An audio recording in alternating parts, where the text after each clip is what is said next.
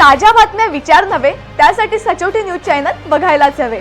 ज्ञान मनोरंजन संस्कार देणारे चॅनल सचोटीला सबस्क्राइब करा, बेल आयकॉनचे बटन दाबा, सोबत शेअर करायला विसरू नका।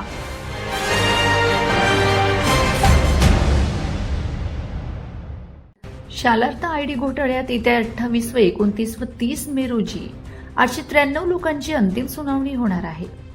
मागे 2 वेळा सुनावण्या झाल्या आहेत। या सुनावणी दरम्यान कागदपत्रे अपूर्ण दिली आहेत तर काहींनी पूर्ण माहिती दिली आहे। त्यामुळे फक्त 893 नोटिसा निघाल्या आहेत। शिक्षक, कर्मचारी, मुख्याध्यापक, संस्था चालक, शिक्षण अधिकारी, उपसंचालक, वेतन अधीक्षक यांचीही चौकशी होणार आहे।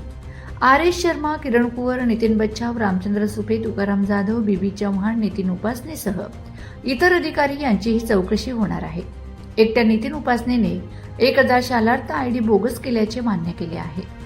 एकाच शालार्थ आयडीवर 15 शिक्षकांची नेमणूक झाली आहे।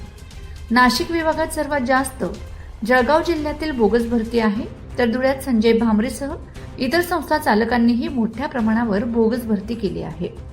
शासनाने थेट मुळाशी जाऊन चौकशी सुरू केली आहे। सुनावणीची संधी दिली नाही ही सबब आता चालणार नाही। त्यामुळे बोगस शालार्थाची पूर्ण चौकशी होणार आहे। थेट एसआयटी या चौकशीकडे लक्ष ठेवून आहे।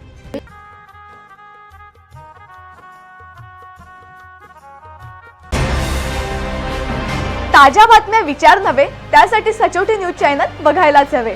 ज्ञान मनोरंजन संस्कार देणारे चॅनल सचोटीला सबस्क्राइब करा, बेल आयकॉनचे बटन दाबा, सोबत शेअर करायला विसरू नका।